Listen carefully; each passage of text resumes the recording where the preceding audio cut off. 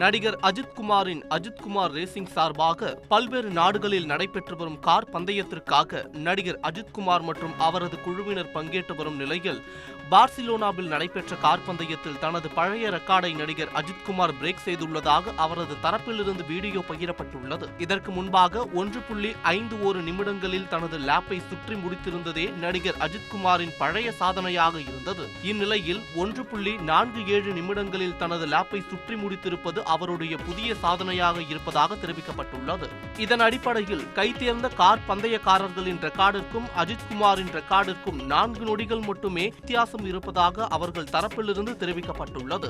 இந்த லேப்பில் அஜித்குமார் 270 கிலோமீட்டர் வேகத்தில் காரை இயக்கிய வீடியோ வெளியிடப்பட்டுள்ளது. இந்த வீடியோ தற்போது சமூக வலைதளங்களில் வைரலாகி வருகிறது.